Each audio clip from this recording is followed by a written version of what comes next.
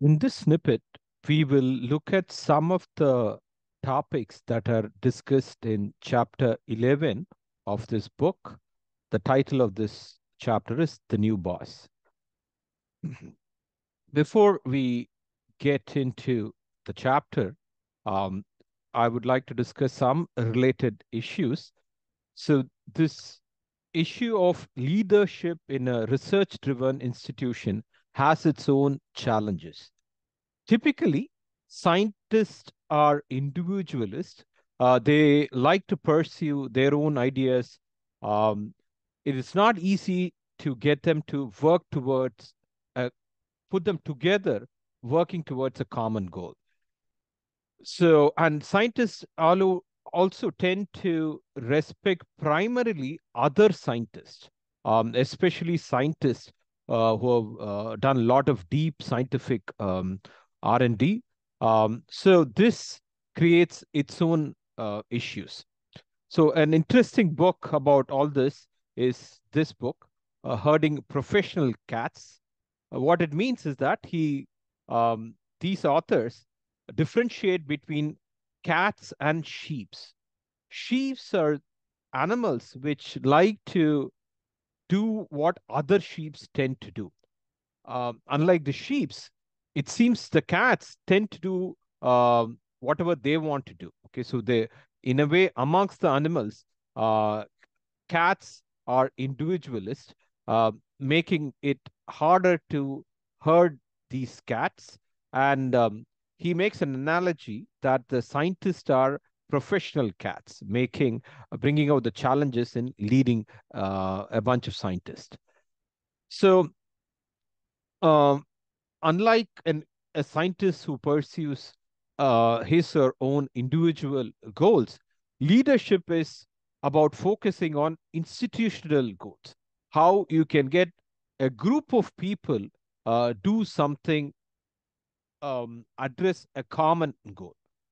So typically, scientists who pursues his or own agenda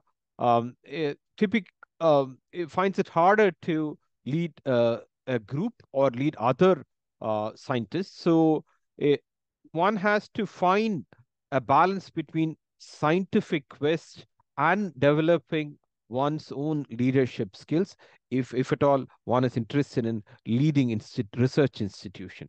So um, typically especially in India, the scientists double up as the directors of institution. So there is no formal training in management or leadership skills. So this has its own pitfalls and advantages. So even though that's not the topic of this snippet, a lot of things has been written about this particular topic.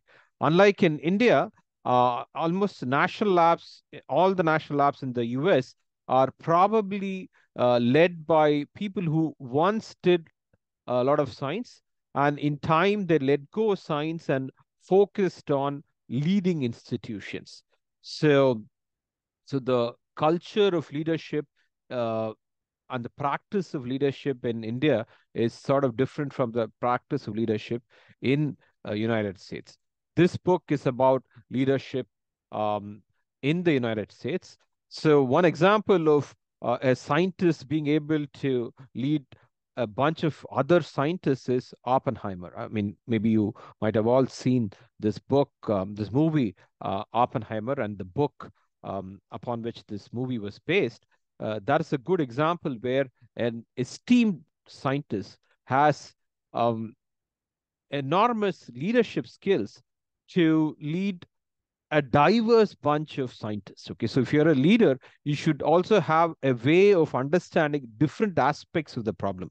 You may be a scientist, but you may have to deal with an engineering problem, or you may be an engineer having to deal with a scientist problem. So you should have a capacity to understand different aspects of the same problem and being able to intelligently converse and lead people of diverse background.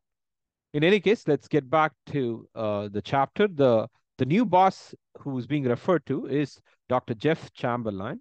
So we have already talked about Dr. Chamberlain. It was done in this snippet earlier in this playlist. So you can go back and look at that short snippet. But certain other aspects of Dr. Chamberlain is being pointed out. So it is about Dr. Chamberlain leading some part of Argonne National Lab, some subgroup of Argonne National Lab. So it seems he showed early signs of entrepreneurship since childhood. From his father and so on. He also had interest in starting up his own business. All these things help in terms of leadership. So he had a stint in industry. So aspects of techno-economics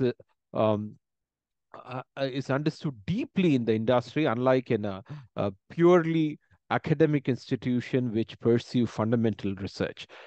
So he was hired in the Argonne National Lab at the right time. So at around probably in 2000, under I think President George Bush Jr. administration, the government agenda for the national labs changed. Earlier, or at least in the early stages of national labs, the focus of national lab was mainly geared towards fundamental research. Slowly, the agenda, the identity of national labs changed, and there was a lot of pressure for the national lab to cater to market demands and businesses.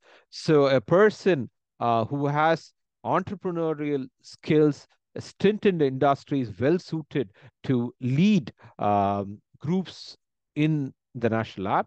So that's how Dr. Jeff Chamberlain got into Argonne National Lab. So his immediate focus was to create value out of patents. So patents are normally filed. So unless somebody licenses the patent or the patent gets commercialized in some manner, there is not much commercial value in patent. So in a way, the value of the patent is latent till it's commercialized. So it's important to find avenues for licensing and commercializing patents. So there are two kinds of patents. One way of classifying them is national and international. Typically, national patents are less expensive to maintain. International patents are done across the globe. So you have to patent in Japan, China, Europe, United States, India, and so on. So this is much more of an expensive affair. Unless you are very sure somebody is going to license the patent or commercialize this patent, the technology mentioned in the patent, it is not very productive to file an international patent. Hence, the NMC patent, which was NMC technology, NMC class of electrodes, which was developed in the Argonne National Lab, was patented only in the United States. So this was a big disadvantage because it was considered a blunder, because most of the companies that were making the batteries were based in, let's say, Japan and South Korea. So they were not based in United States. Therefore, they were not constrained by the patent on NMC within the United States. They're not bound to obey the constraints of the patent in the United States. So that created a problem. So Dr. Chamberlain created another approach to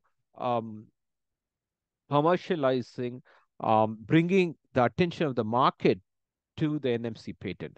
So he decided to come up with a strategy where NMC is to be licensed only to a couple of companies. So this created certain excitement in a way that once certain companies realized that the supply, that is the supply of licenses, was not too many, this restricted supply created excitement and a demand for NMC technology, electrode technology. And in addition, NMC technology was developed by two distinguished scientists of Argonne National Lab, Mike Thackeray and Khalil Amin. They were well-known battery researchers in the community. So industry were willing to listen to the technology that is developed by the battery group in the Argonne National Lab. So another approach that many institutions follow is to license an entire patent portfolio. That is, you're not um, trying to license one particular patent, but bunch of related patents can be licensed together. So that is a strategy many institutions have attempted.